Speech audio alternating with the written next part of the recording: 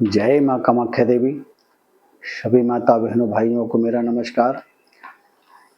कर्ज से मुक्ति का दूसरा उपाय बताने जा रहा हूँ। दूसरे उपाय में आप लोगों को एक बहती हुई नदी का चयन करना पड़ेगा या तालाब का चयन करना पड़ेगा। इसमें आपको एक पान का पत्ता, साबुत वाला डंठल लगा हुआ, कटा पिटा कहीं से भी नहीं होना चाहिए, ना खराब होना चाहिए। इस तरीके का एक पान का पत्ता ले करके और 2 लौंग साबुत वाली जिसमें फूल लगा हुआ हो, लौंग छोटी नहीं होना चाहिए, लौंग फुल साइज में जो आती है बड़ी, उस लौंग को लेना है। 2 लौंग लेना है, एक पान का पत्ता लेना है और जिस व्यक्ति का कर्ज आपके ऊपर है उस व्यक्ति का नाम लेना है या जिस कंपनी का कर्जा है उस कंपनी का नाम लेना है और उसका कोई मैनेजर वगैरह जो भी हो, यदि आपका उनको नाम याद हो तो उसका नाम लिख लें।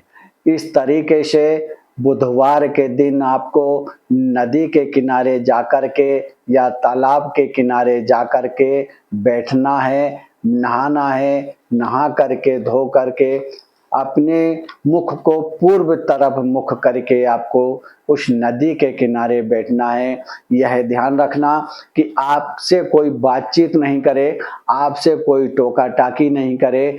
देखता है तो देखने दो, मगर आपसे ना कोई बात करे, ना कोई आपको टोके।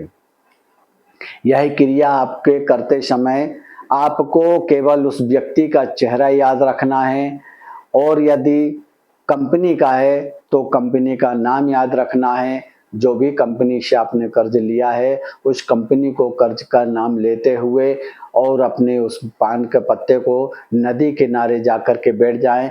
नदी में अपने पंजों को डुबा लें, पंजे को डुबा करके बैठना है और पान के पत्ते को उसके ऊपर लौंग 2 रख लें और रखते हैं पानी में जैसे प्रभा करते हैं, प्रभा करते हुए कि हमारा कर्ज हे गंगे माँ, हे नर्मदे माँ, ये जो भी जल जलाशय हैं, गंगे गोदावरी कावेरी, हमारा कर्ज हे लक्ष्मी माँ, हमारा कर्ज इसी वक्त इसी घड़ी क्षण से हमारा कर्ज कम होना चाहिए, हमारा कर्ज उतरना चाहिए, मुझे कर्ज से मुक्ति चाहिए। इस तरीके से मन में भावनाएं करते हुए उस पान को धीरे से पान में पानी में छोड़ दें और धीरे से उसको प्रवाह कर दें और पानी को हिला दें ताकि वह पान आगे बह जाए। आगे बहने के बाद में वह जहाँ तक आपको दिखता है वहाँ तक आप देखते रहें और देखते हुए मन में यही इच्छा धारण करें कि मेरा कर्ज उतरे, मेरा कर्ज उतरे, इस कंपनी का है मेरा कर्ज उतरे या इस व्यक्ति का मेरा कर्ज है इसका कर्ज मेरे सर पे से उतरे।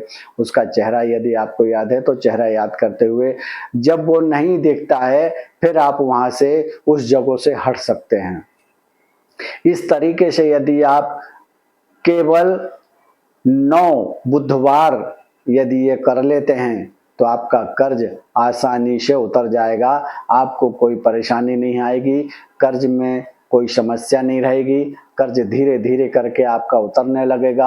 आपके रोजी रोजगार में ऐसा नहीं है कि धन की वर्षा हो जाएगी या कहीं से आपको और पैसा आ जाएगा, ऐसा कुछ भी नहीं है, मगर आपके जो काम धंधे हैं, आप जो भी करते हैं उसमें आपको बरकत मिलने लग जाएगी और आपका पैसा धीरे धीरे कर्ज उतरना चालू हो जाएगा।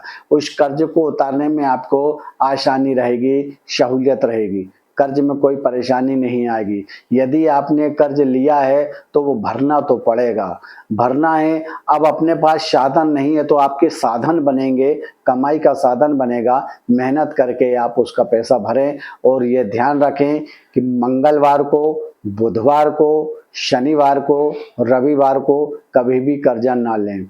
यह कर्जा लेने से, इन दिनों में कर्जा लिया है यदि आपने तो यह कर्ज उतरने में बहुत तकलीफ आती है, बहुत परेशानियां होती हैं, परेशानियों का सामना करना पड़ता है, परेशानियों का अंबार लगा रहता है।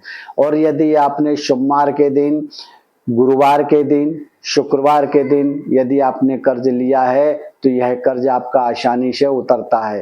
तो मेरी माता बहनों भाइयों से यही निवेदन है कि कभी तो एक तो कर्ज ना लें, और कर्ज यदि लेते हैं तो सोमवार, गुरुवार, शुक्रवार के दिन ही किसी से कर्ज लें। और कर्ज लेते समय आप मन में धारण करें, हे लक्ष्मी माँ, जैसी मैं ये ले रही हूँ वैसे ही हमारे ये कर्ज भी जल्दी उतरना चाहिए। बस इस तरीके से आपको यह क्रियाएं करना है। यह क्रिया करके यदि आप ऐसा करते हैं तो आपका कर्ज बहुत जल्दी उतरेगा। और जिनके ऊपर कर्ज है उनके लिए मैंने मार्गदर्शन बता दिया है। उस मार्गदर्शन से यदि आप चलेंगे तो आपके काम धंधे में बरकत रहेगी। जो भी बरकत है उसमें आपका कर्ज आसानी से, आपकी किस्तें आसानी से निकलती जाएंगी। जय माँ कामाख्या देवी, जय माँ कामाख्या देवी, जय माँ कामाख्या देवी।